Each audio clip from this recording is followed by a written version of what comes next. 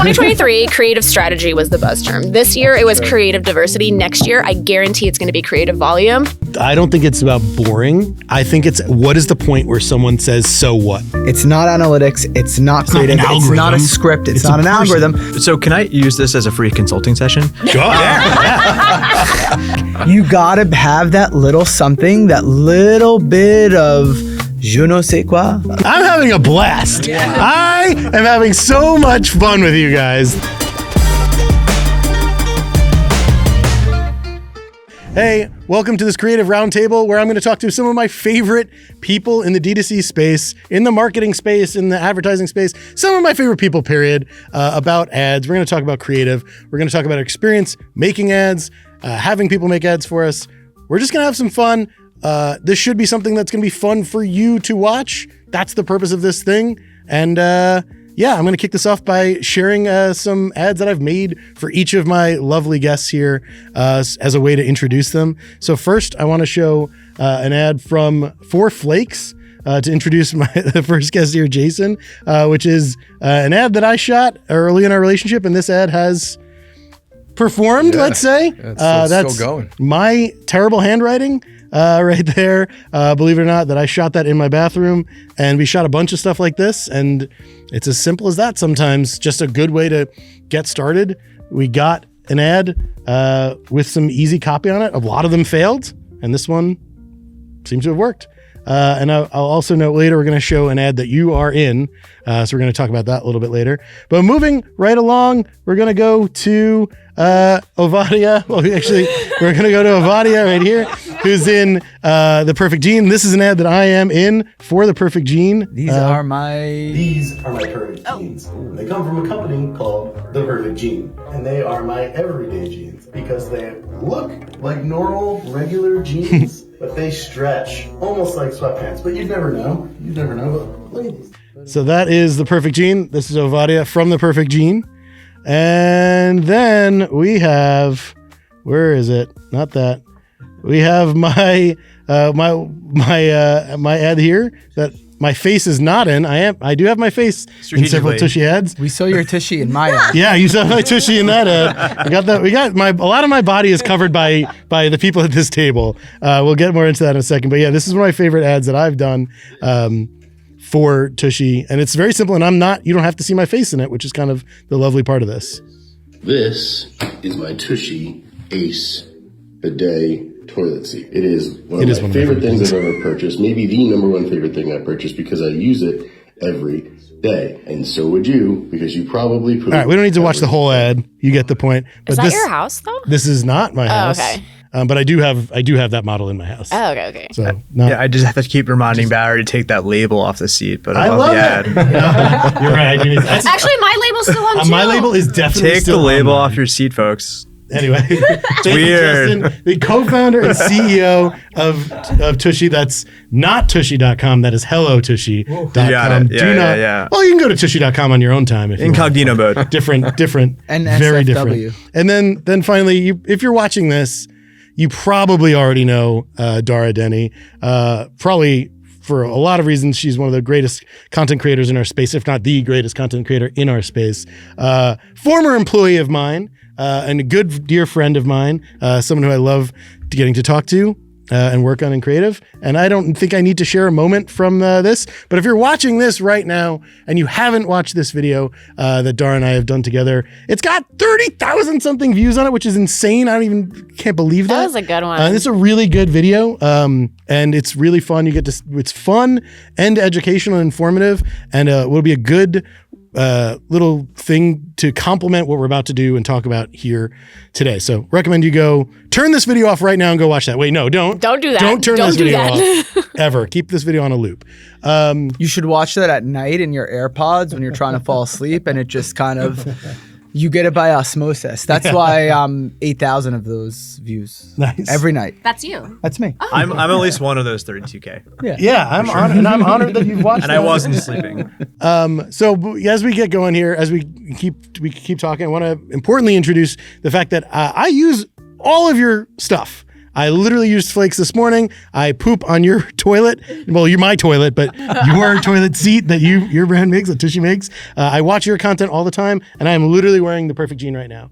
So thank you for paying me to say all this, all of you. No, I'm just kidding. I genuinely use these products, and I actually love using them, which makes it very easy for me to make ads for each of you. And that's what we're going to be talking about today, is making ads, our experiences with that, and how to make ads. And I want to know from you what it's been like. And I'm going to set the table here because I know something about each of you in terms of ads, which is that some of us have been in ads, some of us haven't, and one of us was in an ad for the first time today. So that's Ovadia, which is kind of weird. It was so funny when we were booking this. I was like, we're gonna talk about being in ads, and Ovadia's like, oh, that date? That's the date I'm gonna be shooting ads for myself, because I was excited to talk to you as someone who hasn't been in ads before. And literally hours ago, you were in ads. So that's something we can talk about. But yeah, I'd love to hear from each of you a little bit of your, I guess I already introduced you, but would love to hear from each of you a little bit about what you do, but a little bit about your product. Just give me a quick pitch. Tell me about Flakes, Jason. Yeah, sure. So we are a modern and scientifically driven men's scalp care brand. I started losing my hair. This is in the ads, actually. So I've said this a million times. Yeah, pitch it. I started losing my hair because of dandruff, and tried to find a solution. Wasn't out there, and so this is also in my head. So I teamed up with the top dermatologist in New York City, Dr. Bobby Buca of the Dermatology Specialists. And we created a product, launched in March of 23. And so it's been 20 months, give or take. And, your first time being in an ad, I went through that 2 months after launch. I didn't want to be, or I didn't expect to be. You didn't want to be? You didn't want to be? Yeah, I didn't really want to be. I didn't want to be the face. I was like, look, I'll do the founder's ad. Yeah. We'll do it. And I brought on Sterling Montez as he's a co-founder now in CMO. Sterling. Shout out Sterling. And he was pushing. He's like, look, man, we got to do this. He's like, you got to get in there. And I'm like, all right. That's so cool. Thank you, Jason. That's by Flakes, BYE Flakes.com. BYEflakes.com. Yeah. All right, let's talk about Tushy.com. Hello, Tushy. No. Hello, Tushy. Hello, Tushy. Hello, Tushy. Yeah. Yes, exactly. The best thing about working with Hello Tushy, the best thing about working with Tushy is every single person in the food chain of learning about Tushy goes to Tushy.com by accident. I don't want to make it about that. I don't know if it's a feature or a bug. I don't know. Yeah, it's a fun bond that everyone has. We've all had. A shared trauma. Yes. Shared trauma. Yes. But The number of stories I have about that. But yeah, of course. Yeah. Justin, can you tell us about Sure. Tell us your story. Yeah, it's good to be here, Barry. So Justin Allen, CEO and co-founder at Tushy. We are making bidets ubiquitous in America, and the Tushy name synonymous with that change. That's why we exist. That's why we started. We have 6%, around 6% of American homes with a bidet. Unreal. No such a small number. Every time we talk about this pisses me off. Which is so silly. Oof. I like to say if you run this simulation of Earth 10 times, 9 times out of 10, you don't end up with toilet paper because there's water on Earth that cleans you just fine. And it's so silly that we're shipping paper around the country and smearing poop around and pretending like it's clean.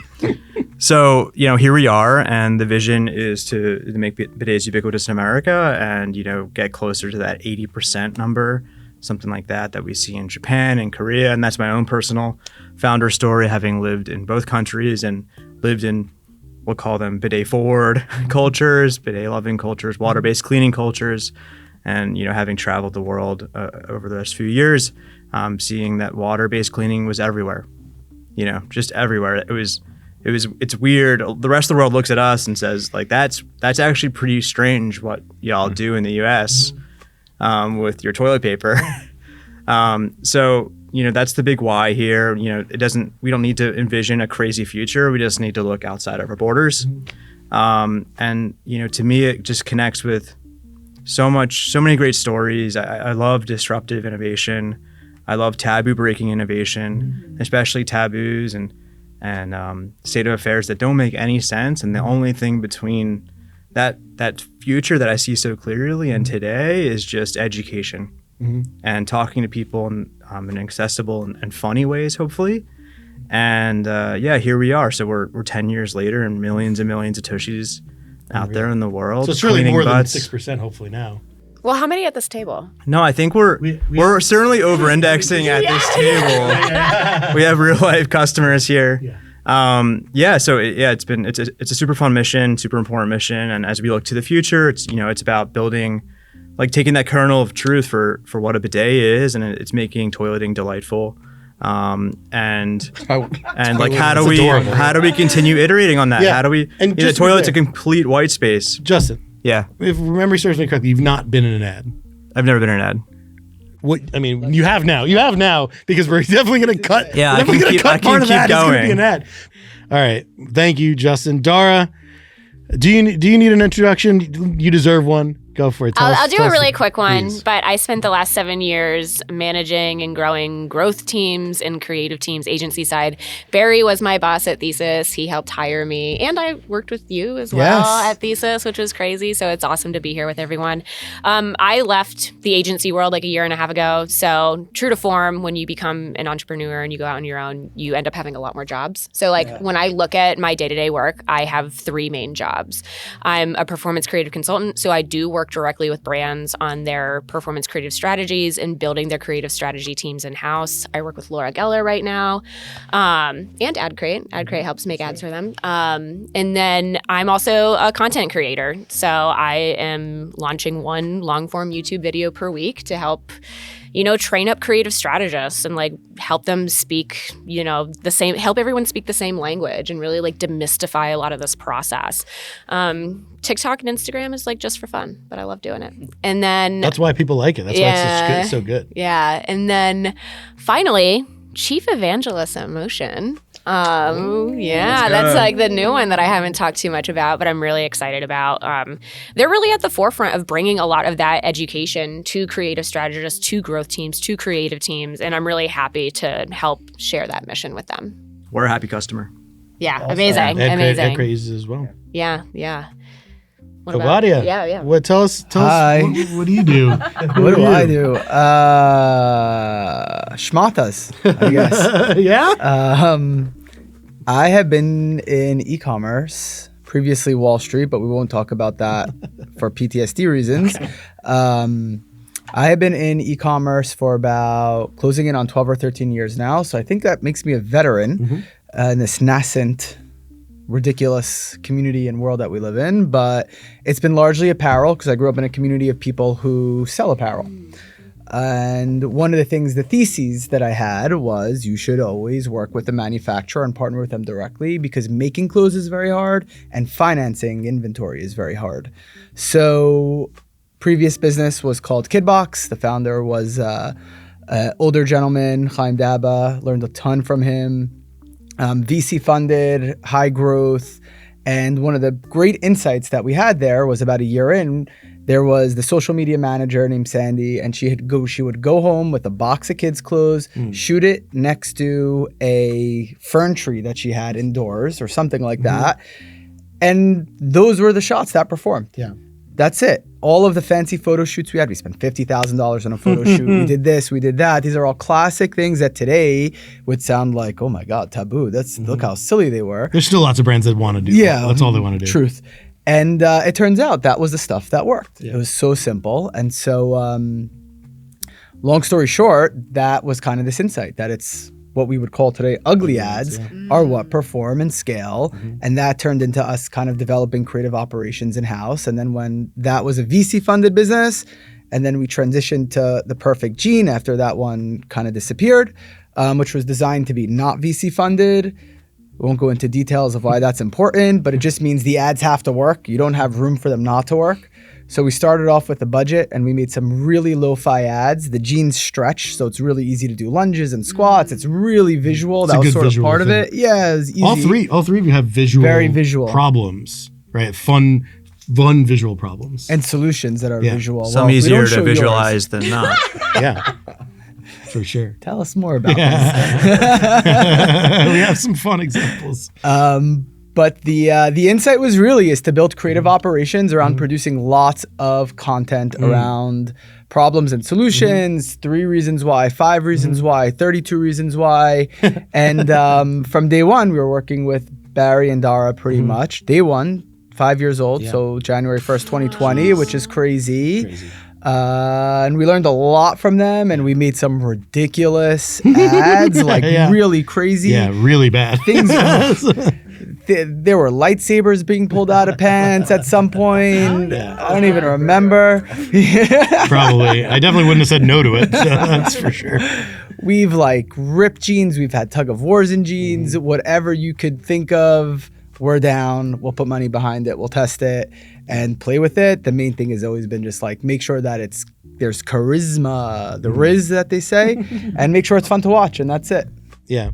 You guys, I mean, it was definitely a lot of my experience working with Perfect Gene was a lot of where I kind of got to play and live in that like ugly ad space where before like, you know, I've become like the make ugly ads guy. Like, there's a lot of like stuff we got to do together that was like feeling like, oh yeah, we can just make, yeah. Like the question is like when you're under pressure and like need to make lots of stuff, you want to test lots of ideas, like the easiest way to do it is just go shoot it. Just go make something. And that also, when you're under that pressure too, you happen to make better stuff because you're under pressure and you're making stuff that's more like the content that your audience is already consuming. Yeah. That's this whole premise. It's actually like hilarious to me that uglier ads are easier to make, faster to make, and they perform better because they look more like what people expect to see.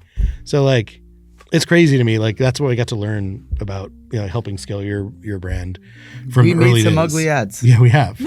Yeah. Do you remember the top performer in the last 5 years? There's so many. Like what's like the OG? So like that's an interesting question for that because like there's too many. Like there's not been the crotch pull. For sure, we have one. This dude Kyle. I don't know where he came up with it, but he's from Florida. He's from Florida. Oh yeah, Florida man. Where that guy's from? It's definitely a Florida man thing. Kyle rules. Kyle rolls up and just pulls a milk jug out of his crotch, and he's like, "Hey guys, I could carry my milk with me today." And it's like, oh. Dude, but now, like all brands are copying that. I just had someone send me. I copied that too. Right? Yeah, I had someone just send me an ad literally this morning. That's like, oh, look at this. They copied the Perfect Gene. Yeah, and it was like everyone's done it. Yeah, it's kind of frustrating. Actually, a lot of denim brands and a lot of menswear brands have copied our goofy, ridiculous style. Yeah. But we're like, no one else used to say like, great ass. Yeah, everyone would be like, and your tushy will look so delicious. And we were just like, slap an ass, call it a day. I don't know. And now everyone kind of has shifted into this weird doing lots of squash, lots of stretching, lots of this. So, whatever. I'm not. Yeah. Welcome to the ugliness, folks. But there's been a lot of different winners in a lot of different ways that have scaled a lot. We also are not shy about producing a massive amount of ads. Like I will diverse.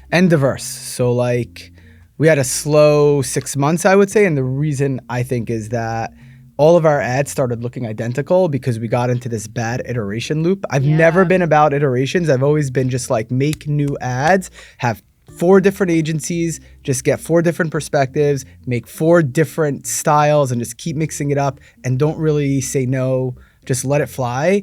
And then you can pick which ones you want to test. Like, your net new ads. Your net new ads. There's iterations. A few iterations. But it's not like I want to be just iterating on iterations and iterations, right?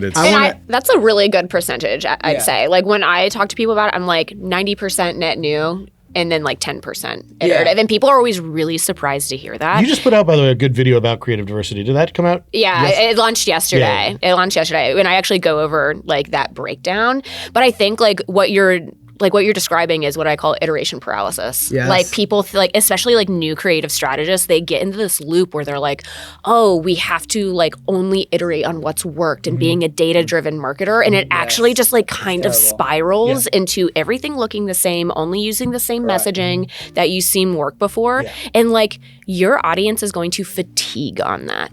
I saw Justin. Justin saw me. We locked eyes on that because I feel like you had a similar problem with like getting in a maybe I don't know. Wait, tell me what you were thinking. I have a lot of thoughts. I think these whole think the guidance continues to shift, you know, and as I've gotten deeper in this world, I've realized that it just continues. If there's the truths last, if they're true, even if they're true, don't last for a long time. The truth lasts for 6 months. Yeah, and right. then you should retest everything. I don't think anything's a truth. I'm like, this is maybe this is working right now. I tend to agree, and then that's kind of where I'm at with Ovadia. I'm with you with Ovadia. Is like, just try new, diverse shit, but make sure your partners have that mandate, you know, like that clear mandate and that reinforced mandate. Well, let me back up. I want to back up. I want to touch on something really important about this group specifically. All of you represent a brand that all have internal creative resources and external creative resources, one of which happens to be AdCrate, an agency I own a part of, and the other is an internal or other external agency. So it's just an interesting thing and something I would definitely recommend for anyone listening to this. Like, have internal creative resources, at least one. Yes. Have external creative resources, at least one. You said 4. And like, I just wanted to make sure we didn't glaze over that, because that's a great, like, you have 4 creative resources, or maybe 5 if you got internal. And we have 5. At LG. Right. Yeah. And we're looking for more. Right. For this year. And this is something that you can't, like, I can't say to everyone, like, go have 5 creative resources, because most brands don't have the scale to handle that. Yeah. But if you're spending lots and lots of money and getting tons and tons of conversion data, then you can afford and should afford to have more creative diversity, more ads, more sources, and more ideas. So just wanted to give that nugget. Are you transparent about that in terms of, like, do you share data? Oh, hell yeah. So other agencies, like, they compete against each other and kind of make it it's like they competitive have the environment. ad account, right? Yeah, Like, everyone can see, everyone has access to the ad account. Everything's an open book. There's no competition of you have to beat them. Like, the internal creative strategist was saying, oh, which one's creative better? Maybe we'll use them more. I was like, nope, that's not how it works. First of all, you don't know what working is. It's this word that everyone uses, working. And it's like, I think it's working because I'm allergic to that. You don't know the answer to that. You have no idea. You could do the same thing with a slightly different, you could do the same exact ad again and it won't work for whatever reasons. We don't know the answer to that. That's an important point. I do want to say it's important to have hypotheses. 100%. So many people's hypotheses are like terrible. Are BS. Yeah, they're really bad. So hypotheses have to be really sharp and be actually testable.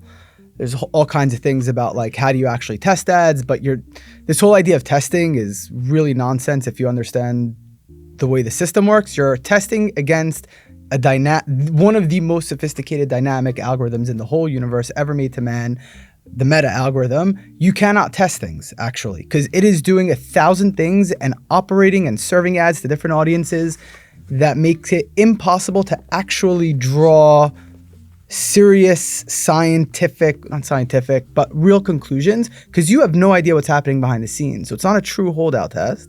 So you're drawing these inferences that you think, and you'll actually do a lot better if you think, hey, was this charismatic? Was this something? And then it's really just throw it against the wall, because that algorithm was designed to take in a huge amount of creative, sort through it, and figure out what works and let it run.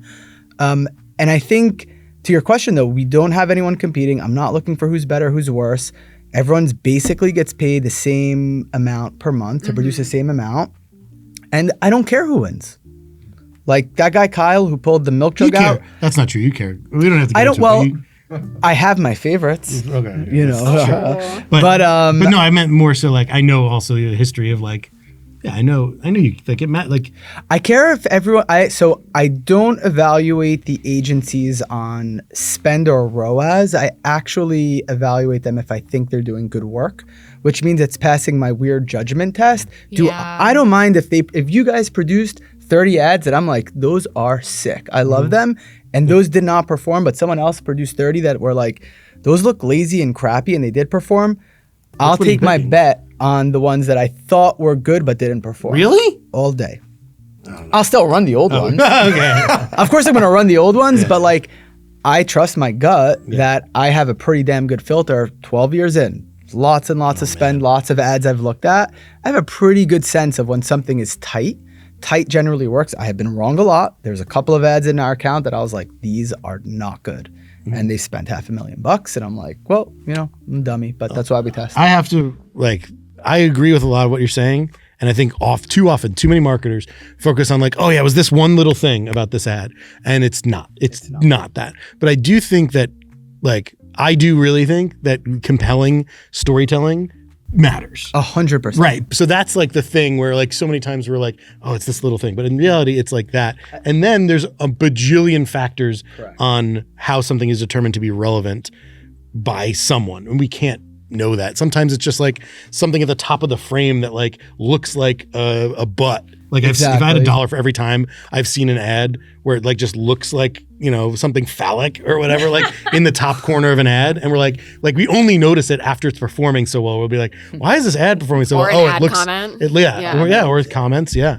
There's so many of these little variables that it's not worth trying to like ahead of launching the ad, try and break it down. Yeah. It's just not worth it. I just look at spend. Like really like if we're set up in a way, which everyone should be, set up in a way to get your system to buy the ads for you, then I'm just looking at what's spending. And that's the best signal. It is crazy what can push an ad though. Like you said, the comments when we first launched. Oh yeah. Yeah. Oh no. Yes. You're one of the worst stories. So it was, well, I'm not going to get into that part. Okay. I'll get into like why we think there was a lot of engagement. Our CPMs, I'm so curious now, by the way. You gotta share this. Our CPMs were like through the floor on this ad. And it was taking up 40% of our spend. We had no real internal process at the time in terms of creating ads. We were making ads, but like 2 new ads a month. But we were like, man, we have this great ad. We can just scale and scale and scale. We think it was because people thought it was Baker Mayfield, the quarterback for the Bucks. We have had the same thing for another brand where it was every comment was nice Baker. Like, why is Baker selling shampoo? Yeah. And like we're like tons of likes. They thought you were Baker. Thought it was Baker Mayfield. Yeah. And so I'm from Cleveland. That's so beautiful. And it just like it just kept going and going and going, and we're like, it's every comment. You never would have guessed that. You never would have. And I think that like there was so much engagement that. You thought you were just so charismatic. That Facebook was just like, let's go. Yeah. And then my CMO has another example of this for a brand that he was working on that he did an ad for. And he looked like, what was it? It was Aaron Carter. Dude, we're just going to hire lookalikes. That's the new agency. That's the new agency idea. And it just took off and it increases the engagement. So Facebook's like, oh, we're just going to blast this. And that's part of the reason why we're trying to get in touch with Baker. Yeah. So that's what we're trying. You don't need to. You don't need to. You have you. It's enough. Yeah. And so it's crazy what can actually, and you look under the hood, you're like, man, what's driving this? And it's really stuff that's out of your control. Yeah. Like that is so far removed from anything that we can expect. Like we thought about buying like a Tampa Bay Bucks jersey and like leaning into it and like doing all that. And we're like, I don't know if that will work. But it's so out of your control, right? And then it really goes down to like the storytelling thesis. I was going to say, it is in your control because that ad wouldn't have done anything if you didn't tell a good story in it. 100%, right? It all goes back to storytelling. Like nothing else matters. Yeah, because I'd say like that is hard to replicate. Like maybe it was like the way you just looked on a specific day, or even like trying to replicate with other celebrity lookalikes. Like that's actually something that I'm like, ooh, I don't know about that. Like we saw Alexander Wang do the dupes ad, and I've seen plenty of celebrity ads absolutely fail. Yeah, right? So, well, like, and also celebrity lookalike ads. Like we've definitely tested that at AS. We like worked with a creator that looked identical to Gwyneth Paltrow, and like we did get a few comments on it, but it didn't scale up because she's not telling a good story probably, or something that matters. It goes back to the story. But telling a good story is incredibly hard to replicate because it all just like goes back to the storytelling mechanism, not the actual things that you think make the story in that given time. So can I use this as a free consulting session? Sure. So like, I'm with Ovadia. It's not free. I'm going to invoice you. Yeah. So what do we do? Like, are we just beholden to this like random machine? No. You know, and like what is replicable and what is like the things that are replicable are the stories. My bias right now is to throw things at the wall, right? Throw spaghetti at the wall. A lot of creative diversity, whatever that means. Maybe you can help me define that. But like what do you do and like how do you actually get better besides working with 4 different partners, making completely disparate kind of styles of creative?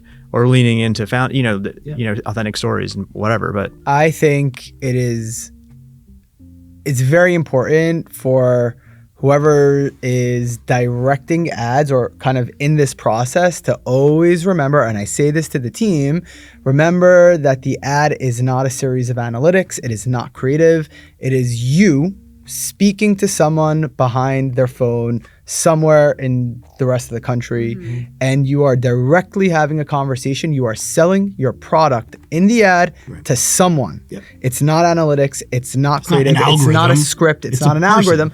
You have to get the person to change their behavior. That's what you're doing. That's what an advertisement is. So I always tell them, like, guys, you gotta channel your Don Draper without being the asshole, whatever. But like, you gotta have that little something, that little bit of je ne sais quoi. But you know, you gotta have something that you can just actually sell your product. So I'll say, like, we'll go through it and I'll listen to everyone on the team, the analytics, the iteration, we have this, that, we met. I was like, can we just do the boring test for a second? And I'm like, everyone just put your hand up the second you get bored. And you go through it and it's like 4 seconds, 8 seconds, this. I love that test. The ad doesn't work. You guys all got bored. I actually I don't think it's about boring. I think it's, what is the point where someone says, so what? And that's the thumb. When are you swiping? If I, in 90% of ads that get made, maybe 99, it's in the first second, I'm like, so what? Like, literally, so what? Who cares? Like, this isn't for me. And like, I'm not saying that about me.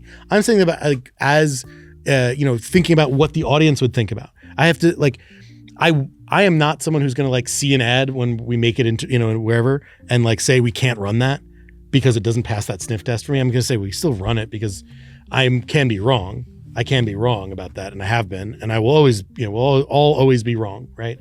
Mostly wrong. Yeah, mostly wrong. Yes, mostly. We are all mostly wrong, which is wild because we're all, I would consider all of you experts in this, actually, and we're all wrong.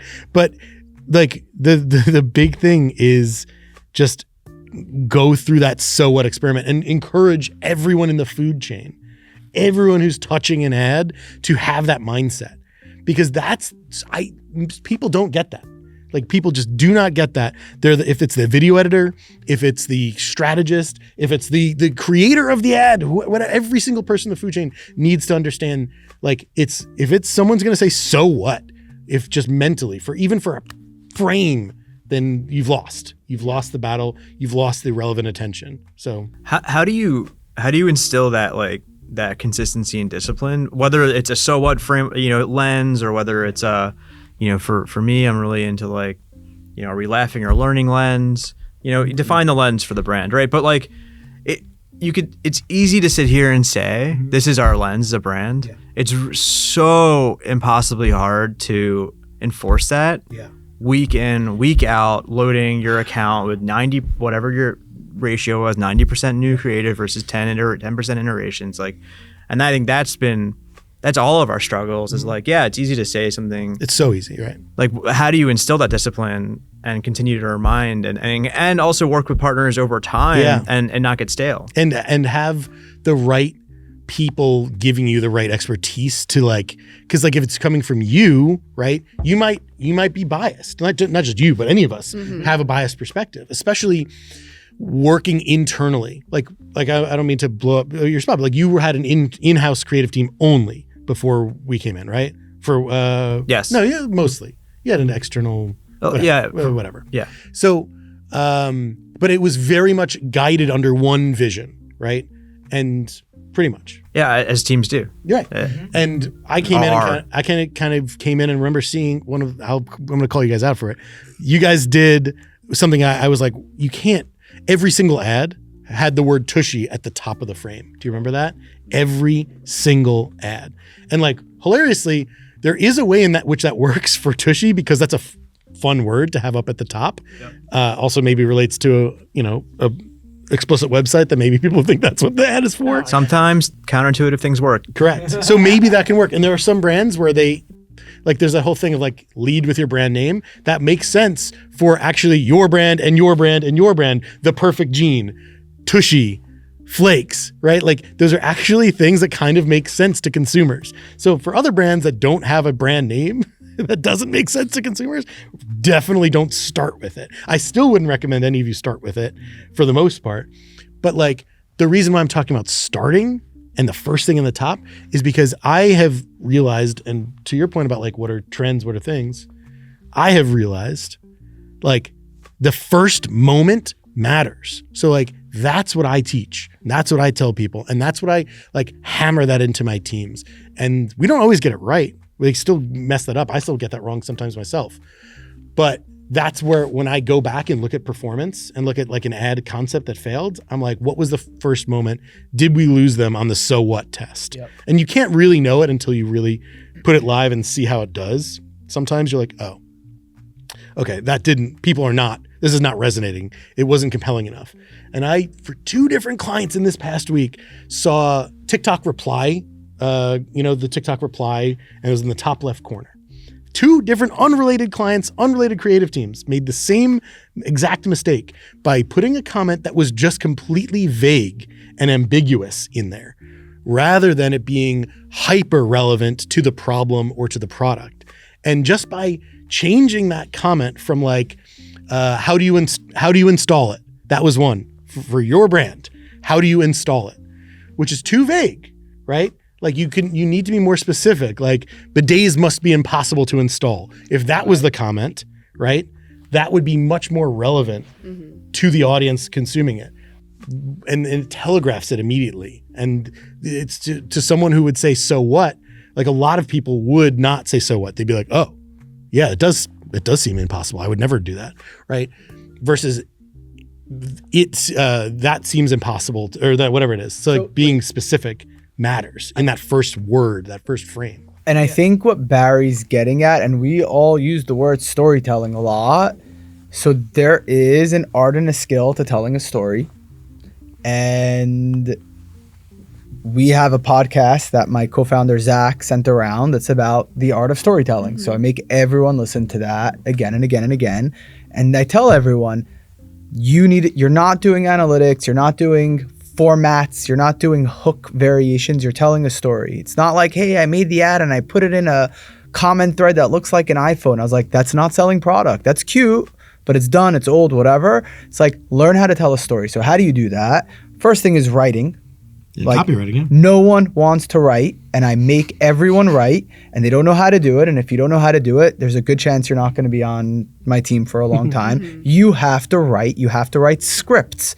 And I don't care if you're breaking your teeth on it and you're working on it over the weekend, you need to be able to write because this is the job. I am sorry. You're making ads, you got to be able to sit down and write something clever and fun and whatever.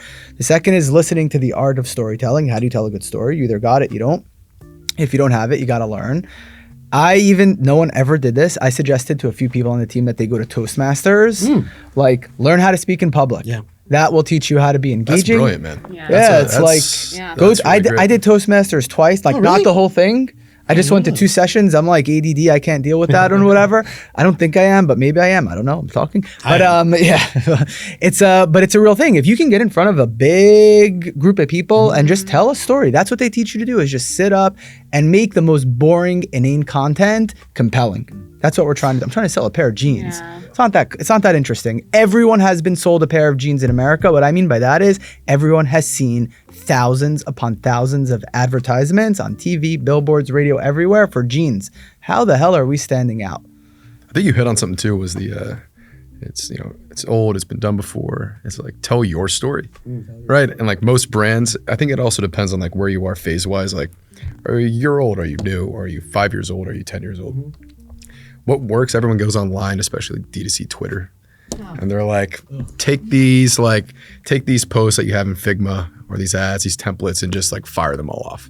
And everyone thinks they're going to hit. If you're a new brand, they may work. Yeah, especially if you get lucky with copy or exactly. like a few good words. If you're 3 years old, probably not going to work. 5 years, definitely not going to work. And it's just you have to start doing things your own way, your own story, and also like for us, and I think for all our brands, we are solving problems, and so like leading with authenticity in everything you do, or like which wouldn't be copying other brands, right?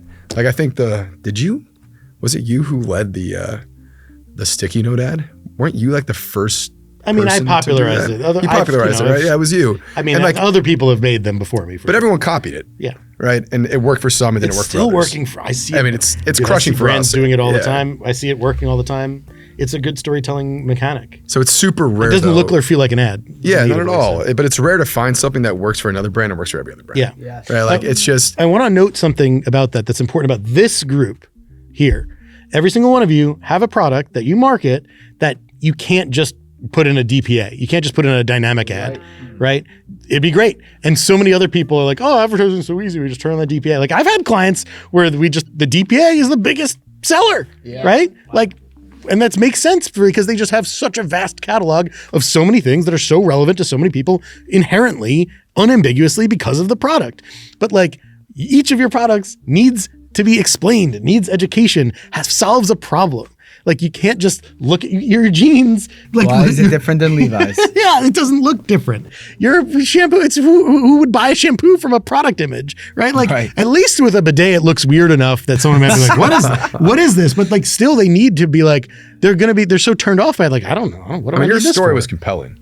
Yeah, I've never heard that story in the travel component. I'm like, that's like, way better than any image. If I heard that on an ad, I would actually probably buy your product. I've never heard that from you before. Yeah. And like that story about I was traveling and 80% in China and Japan. I was like, what are we doing? That's one of my best ads for Tushy is like talking about my experience traveling to Japan and like how it's crazy how dirty all of our American butts are. And like you go to a truck stop in Japan and it's, well, first of all, it's clean, but also like there's bidets there. Like everywhere there's just bidets, like you wouldn't expect it.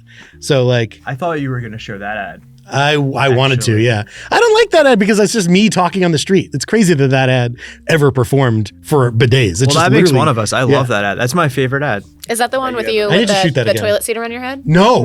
It's just me in my it's just me in a white jacket just walking on the street. You don't want to know my response to that ad. I know it wasn't good. We talked about it. That the ad you're talking about. We can probably show it, but like I shot that ad on my way to work. My way to work, by the way, is like a 4-minute walk, and I shot that ad on my way to work. So yeah, but that's great. Yeah. Education. I should do that more. Yeah, I'll do it again. I'll do it again. You should. Yeah. You know, I want to go back to what you were talking about with like internal teams and like how to inspire a little bit more of like and cultivate a little bit more of that storytelling. I actually went through a really great exercise with one of the internal teams I consult with. And to be honest, like it's not a ton of creative strategists, but a lot of times like when you're doing these brainstorming sessions, it's not people that, you know, do what we do day in and day out. So what I actually did is I had every single person bring to the table a piece of content that they loved. It could be organic, it could have been an ad. And really, actually, selfishly, because I work with a lot of Gen Z, I was like, show me the creators you guys love. I am so curious. Like bring it to the table. So it was like a group of like, 10 of us, and we all brought content that we just really loved, and we're able to break down some of the like storytelling mechanisms of like, hey, this is why we were really engaged with this. Like, was this for AS Beauty? Yeah. Like one of the ones that I actually brought was about this influencer that recently moved into a new apartment with her boyfriend, and her apartment is now $15,000 per month. And it was so funny because I was talking about it with the girls, and one of the girls sitting right next to me was like, nah, it was actually $11,000. I looked it up on Reddit, and I was like, oh. But we were able, and then I was able to break that down. I was like, wait, so you were interested because you were interested in the price, right? And she was like, yeah, I had to know how much this influencer spent. And I was like, oh, that's interesting, because this is also a mechanism that we can use in ads with statistics, with numbers, and how you can. There's a voyeuristic component to that as well. Exactly. No, I mean, there's so many things, and we were able to have like a conversation as a group with why these stories were compelling and how we can possibly translate that to a brief with creators. There's an important note I want to stop and talk about here, because I believe for that room, because I've consulted for them as well, that room is filled with people who are potentially consumers of that product. Yeah. Right? We're not always the case for our audience, but also for everyone here. True. Right? Like the people in that meeting are not always. Technically, no, because the age group is very, very different. Sure. Okay. Yeah. But like still a lot of people are. Yeah. So like that's why I often have to push people to do that same exact thing. But I always tell people, you've heard me say this a million times, probably on that thing we did together. Like I tell everyone, go make a new Instagram account about some topic that relates broadly to what you're doing. Right? Like for each of you that might be hard. Like, I don't know, like there's not topics specific to dandruff, right? But like you could make an account that specifically pursues hair care or men's styling, right? Make an account, follow that, see what what comes up in your feed organically. Go look at that. I did this yesterday on a consulting call, and I showed I have a car account that I just do for car stuff. And I opened that. It's very different from my personal account and very different from my beer account. I have all those. But the car one I opened up, and the first thing was a post from Whistling Diesel. Shout out Whistling Diesel, one of the wildest YouTube creators out there. Very funny content. But anyway, like it's an Instagram post from him.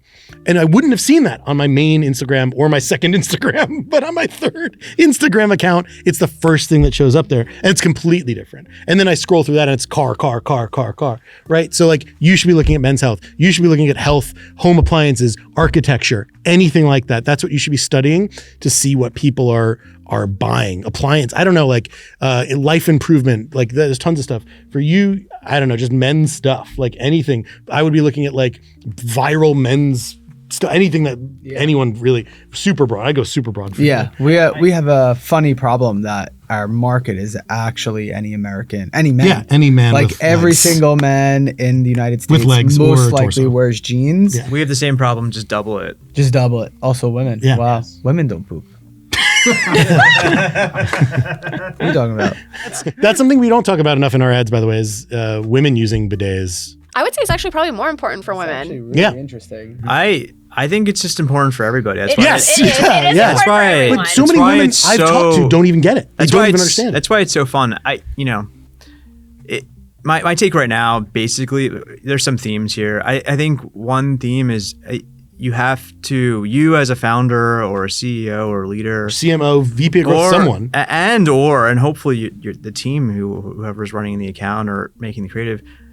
First of all, like, have a lot of fun, and for us, it's really centered to our brand. Instead of like looking at refs from maybe home appliances, like whenever I'm involved, I'm trying to find the most fun content possible, and even sharing it with you sometimes. I think if we're having fun, we've had some content, this year go really scale for us, and it was just us having fun, and like just having as much fun as possible.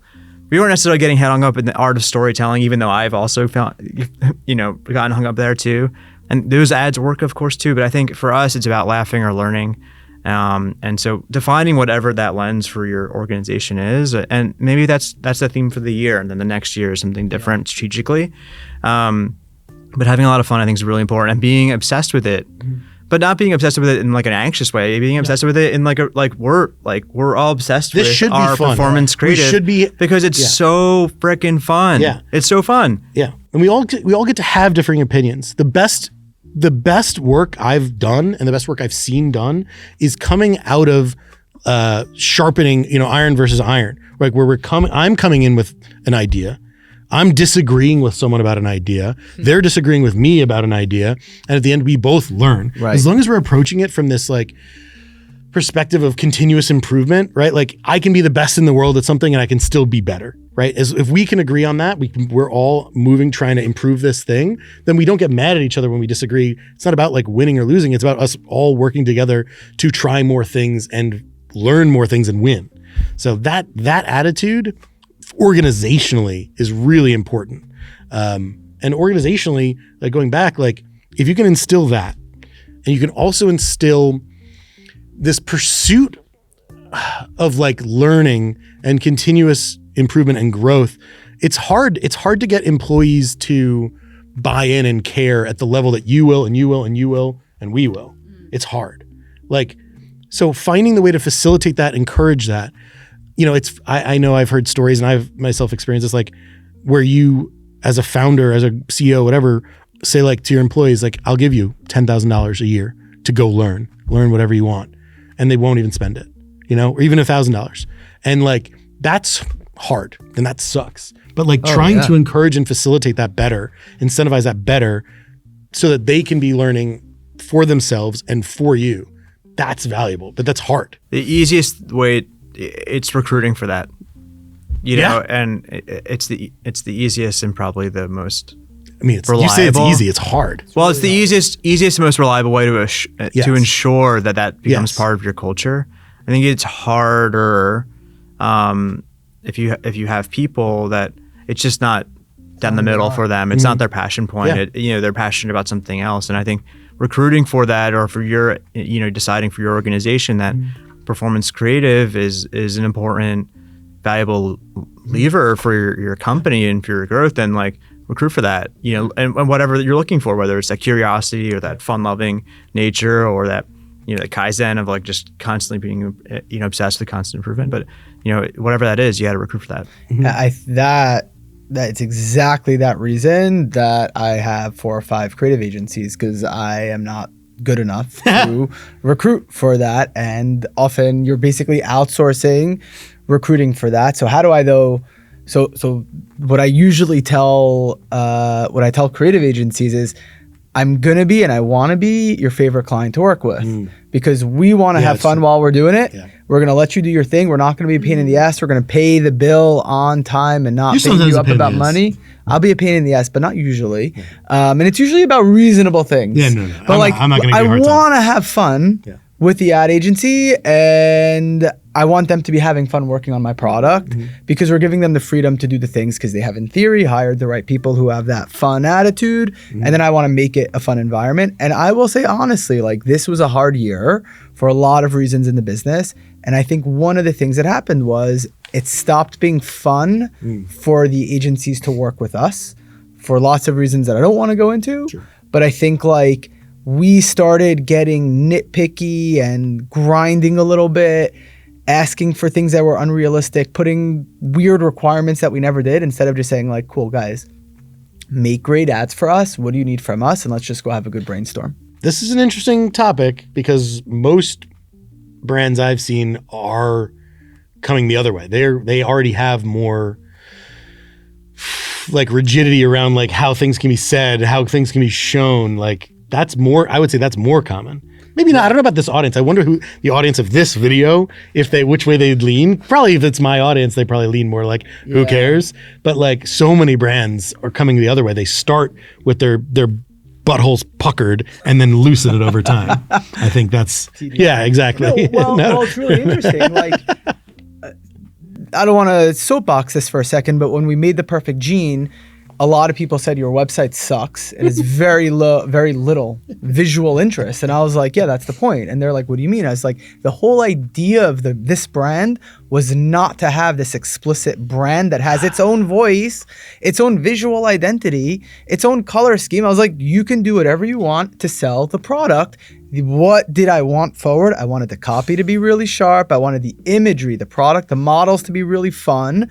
And that gives the ads a lot of room to not say, hey, this looks really disjointed versus the website. Your ad is intentionally not matching we don't have a visual identity.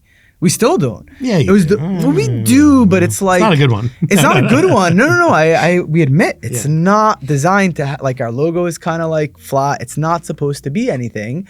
We obviously have a personality, but it's not designed to be like the 2016 VC funded, you get a $250,000 brand book. We never had a brand book. And finally we had people come in this year and they're like, I need a brand book. I was like, I don't want one. And they're like, but we need one. I was like, I haven't needed one since. And they're like, okay, so they made a brand book. All of a sudden, all the ads come back looking like the brand book. And we made this whole guideline of here's how you shoot ads for I was like, all of a sudden, everything came back looking the same like these two documents. And I was like, that's not what we want. We want to inspire the creators to tell the story about the product the way that they want to tell the story. If it doesn't work and it's awful, fine. We'll move on to the next one. We got 4 or 5 creative agencies. But we need the diversity, we need the quality, and the way to get the diversity and quality is to not be super prescriptive and to enable them to tell the story. It's like the whole UGC thing, user-generated content. Me and Alex are talking about that. It's not user-generated. It is professional creators making content. I think there's a swing back to real customers being actually a good source, and they have been for you guys. For us, we've done great, but it's like very low hit rate. We have 300-400 videos of customers. There's 3 to 4 of them that really had it. I do have a question on UGC, like real UGC. As a consumer, and maybe I'm, I have a lens in which I think that every piece of UGC that I see is like someone getting paid. Yeah. So then maybe every consumer isn't like this, but how do you actually then convince a consumer who most likely has the same thought process that I do, that is in fact a customer?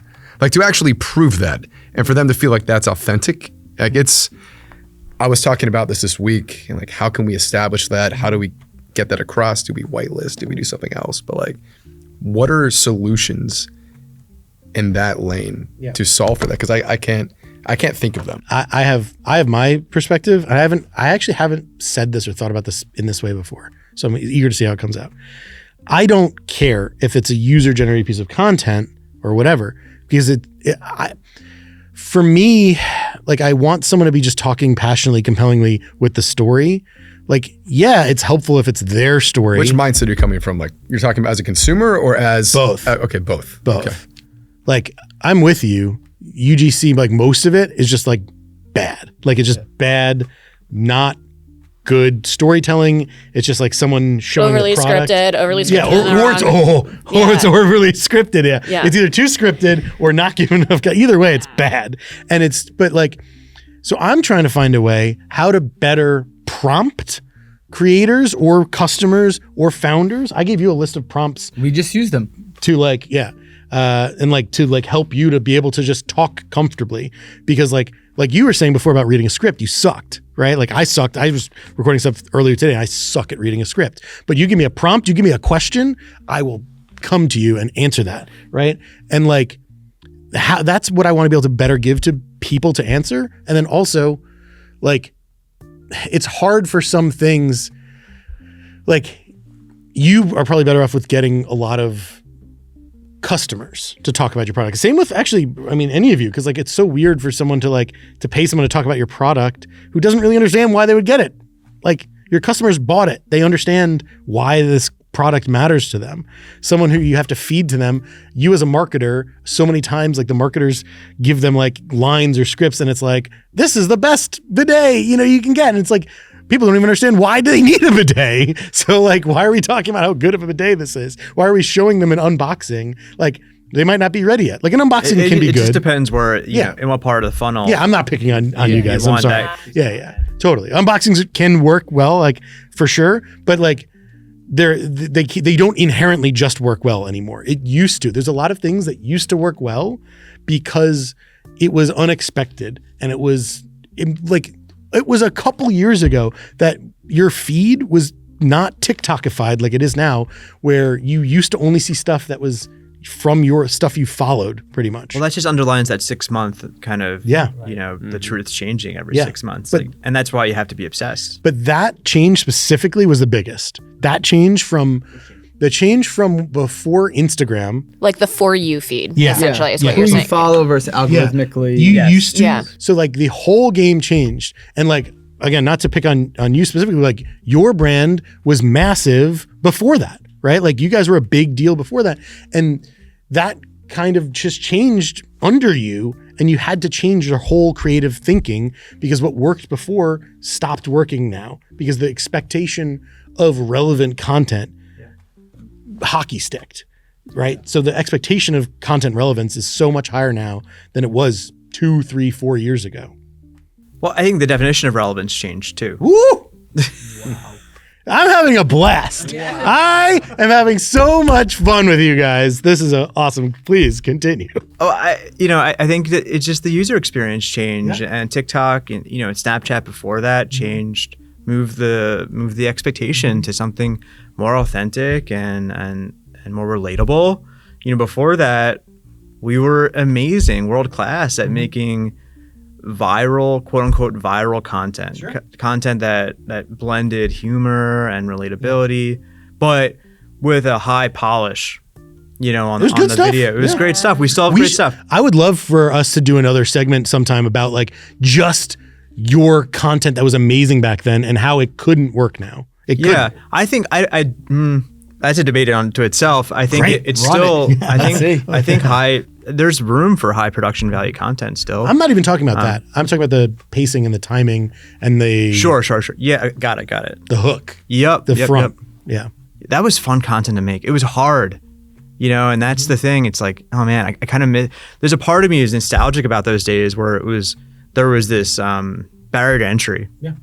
To content, and it was like you really had to work. You had a script. You had to storytell. You had to be funny. To make great content that worked on social media.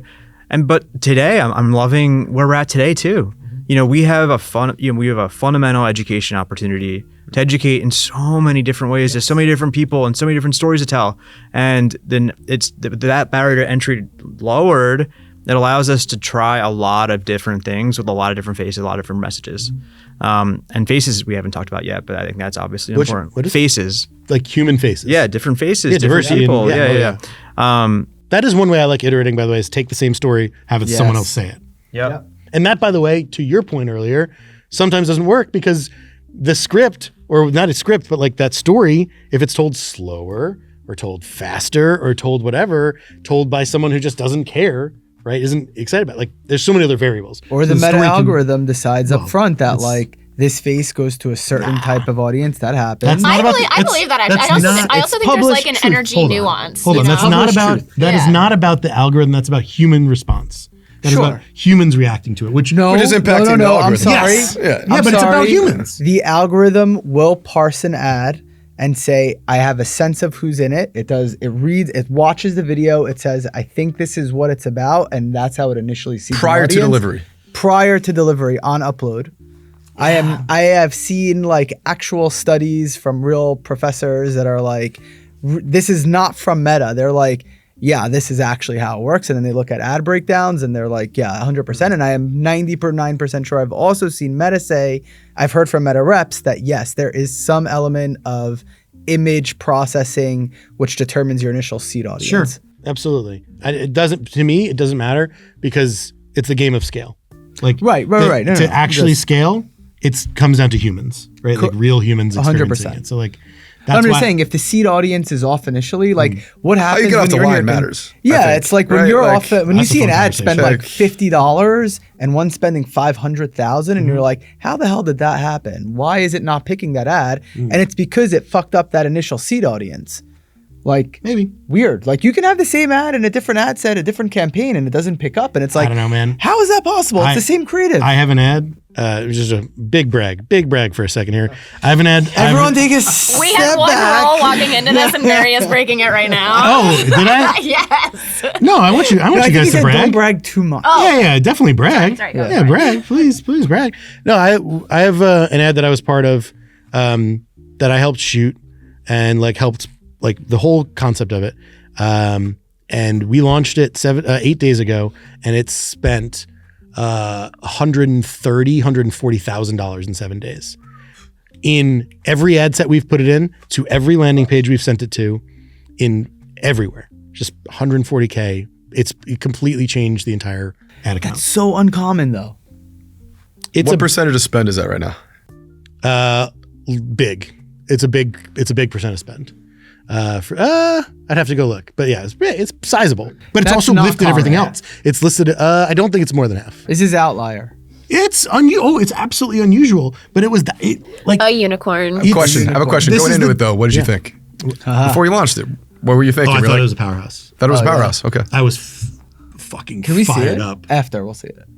I don't know if share I it can in show the- that one right now. Oh yeah, I no, can we spoke about performance. I can. so we Yeah, don't I mean, have to- actually, you know what? It's so funny because that's an ad that you couldn't replicate. right. A competitor couldn't replicate it. So I'll set the stage. Maybe I'll share it and we'll have it in the post. But it's literally it's if any of you seen the Oppo popcorn ad or the licorice.com ads that Ad Crate has done, where we're just people around a table and talking about it. It's basically that, but about another problem, and just the founder telling your story at a round table, kind of Like like this. Yeah. Oh. Yeah.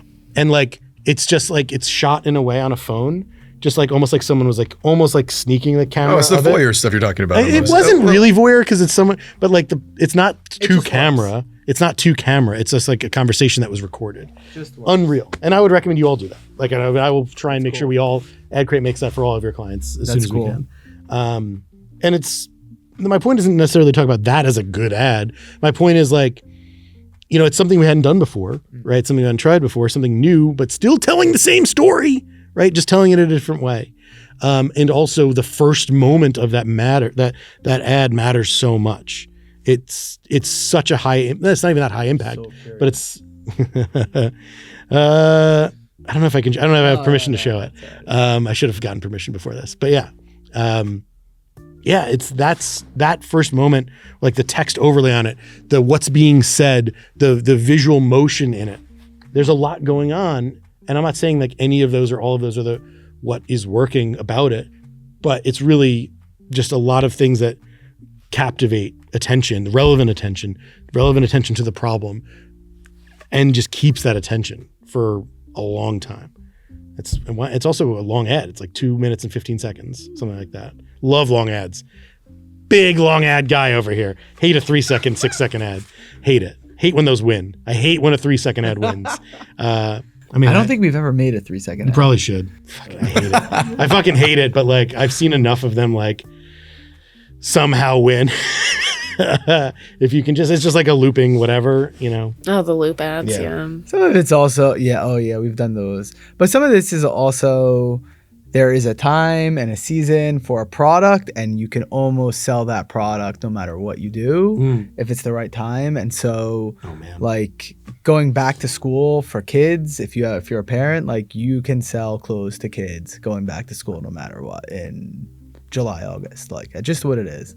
There's all these other weird factors that can come into play with this that are macro that we sort of don't believe in anymore, but they're important. You still need to, you still have to make good ads. Sure. Right? But like you'll sell it. Even if it's not a great ad, you'll sell. It's very hard to convince someone to buy something that they don't want, no matter what. Yeah. It's very easy to convince someone to buy something that they do want, just buy your version of it versus the competitor. Well, that's the thing. Like, it's kind of like, yeah.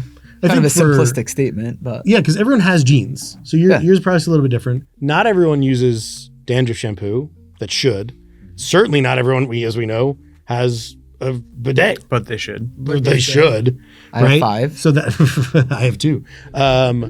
But we're not bragging. No, I'm just kidding. But like, so every brand has a different problem with that. Like some, it's just you're just kind of carving off from another brand. Some you like really need to compel someone, give someone that feeling that your product is necessary to them. Yeah. It's like those, different products in different categories require such different tactics. And it's so annoying to me when it pisses me off. Like almost every client I've ever worked on is something where you have to educate. You have to it's not just show them the thing and they buy it. It requires more.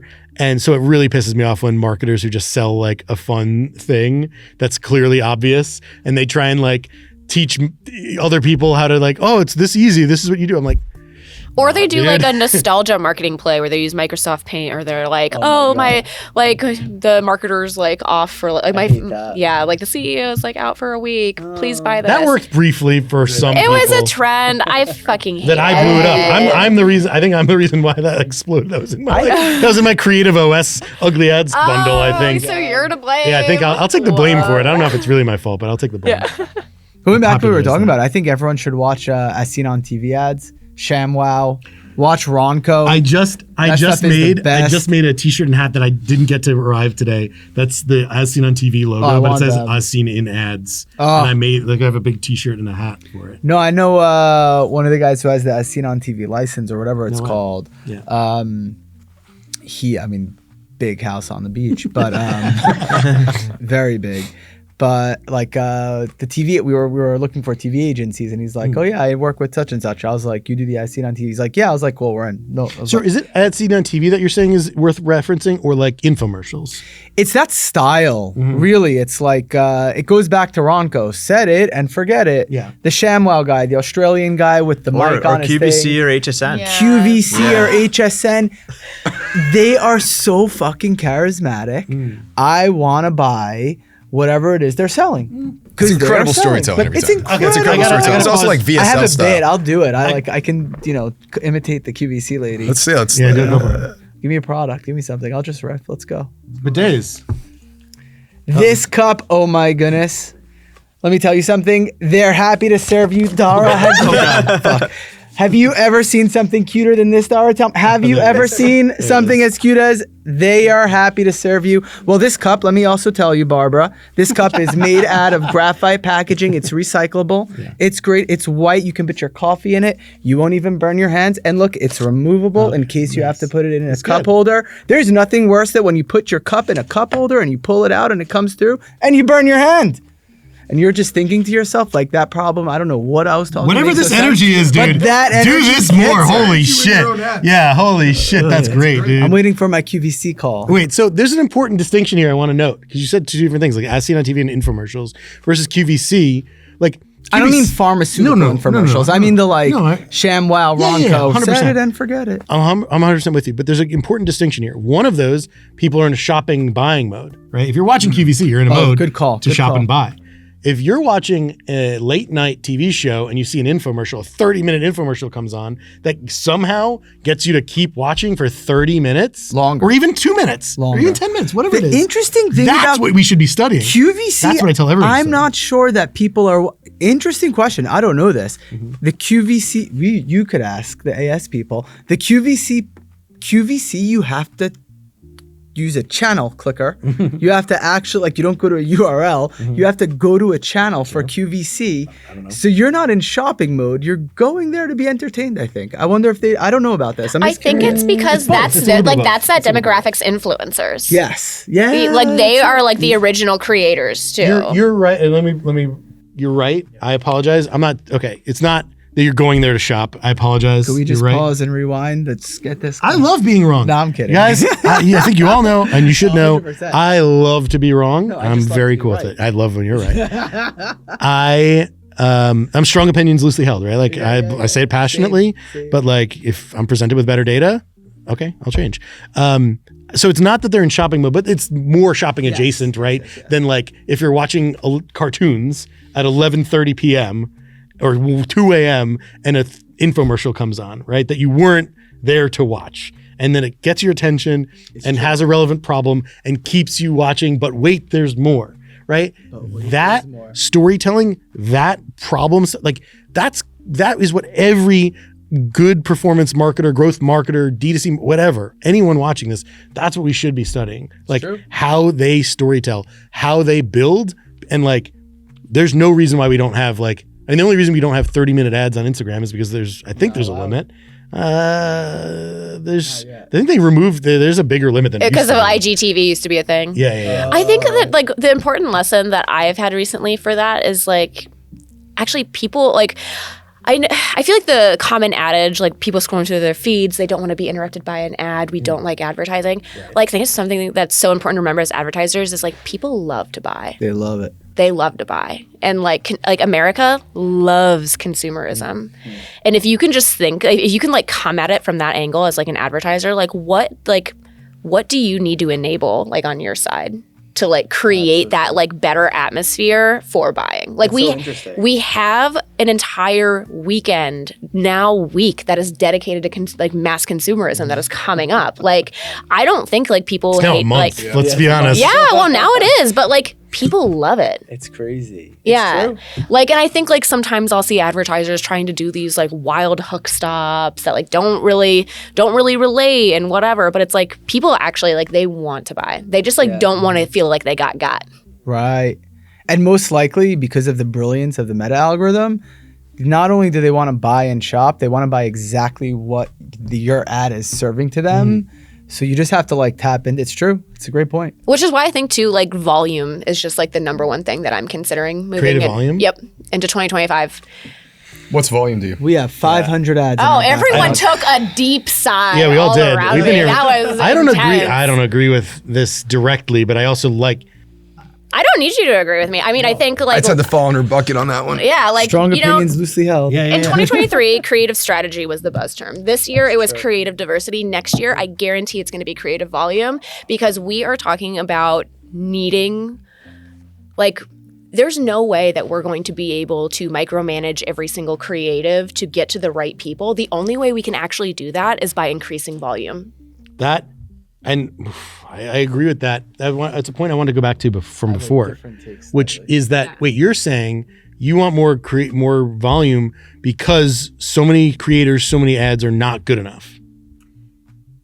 I think that trying to go for a pure quality play is perhaps... Quality is a weird... Good, me saying good is maybe not the right word, and quality is like a good point. Like it's not maybe what I'm meaning to say. You get quality in your process. I mean the so what factor. Like anytime we brief creators though, like so few of them understand that like when I preach like the first moment matters, like front load your problems, front load certain But messaging. I would argue that you have a better time succeeding if you gave, 400 first moments versus just trying to micromanage 200.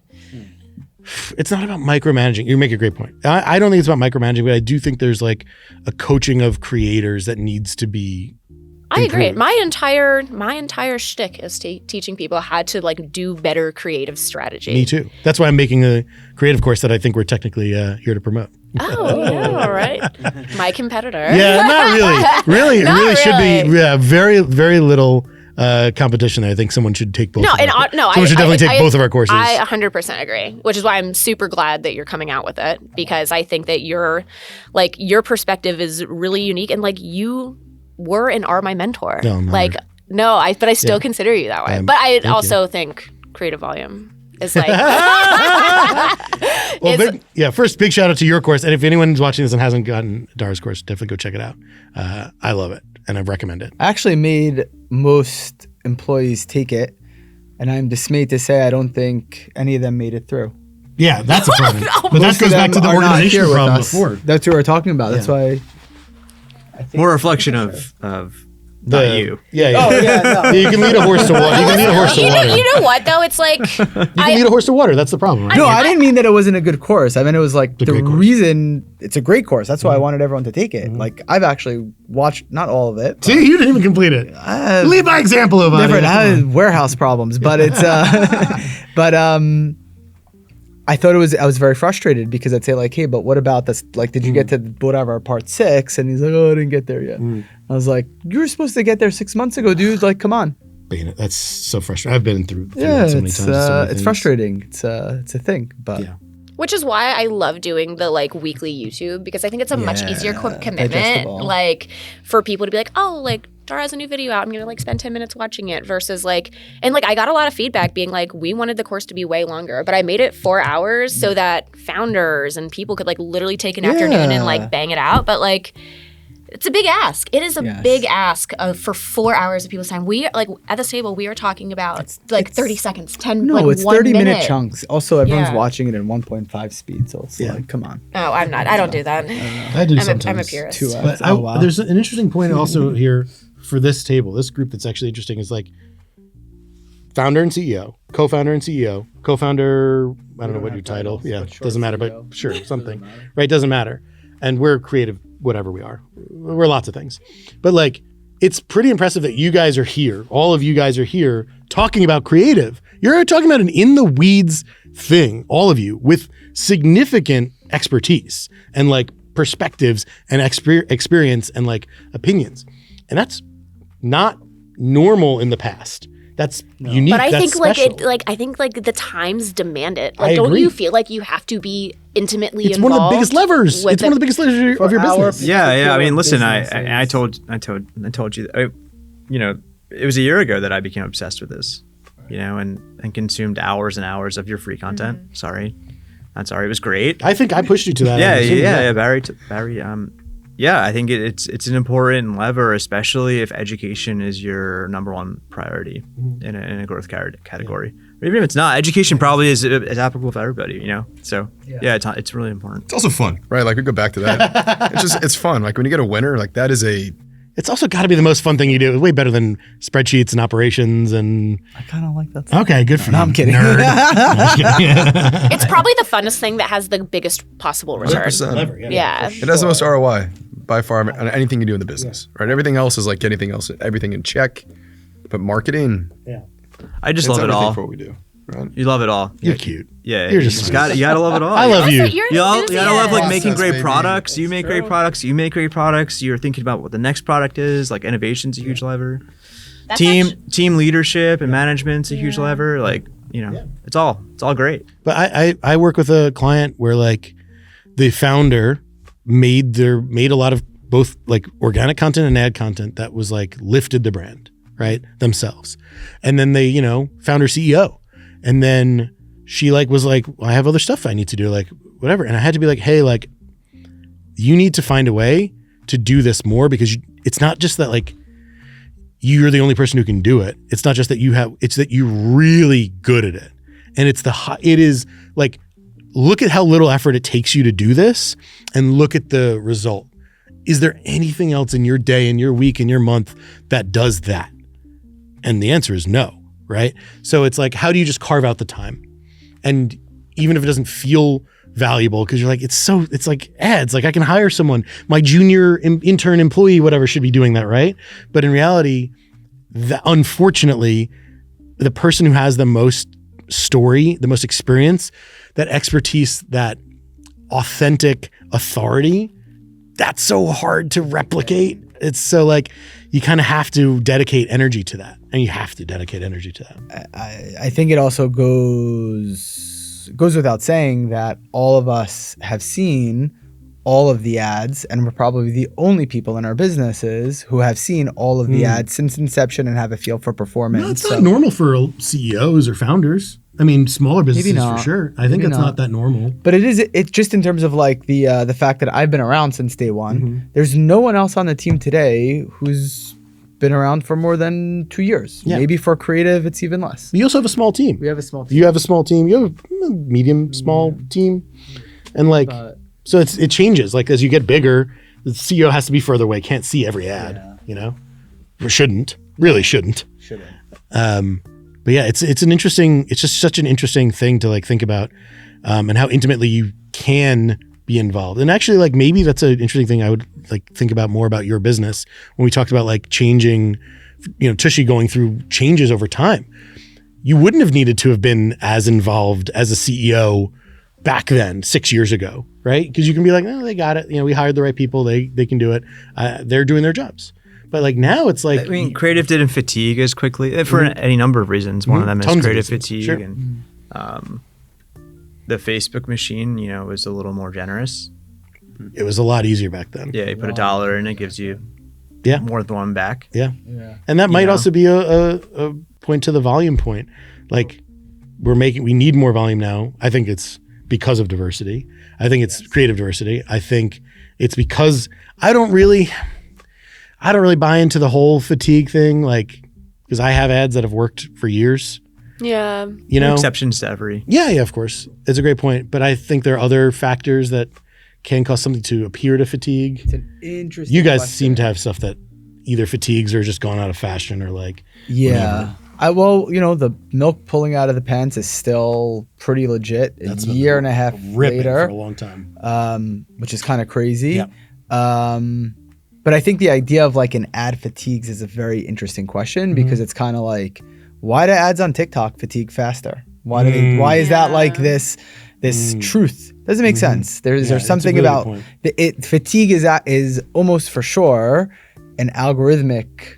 It's an algorithmic turn where the algorithm is saying, I see some kind of indication that this is falling off, so I'm doing something on the side to push it down.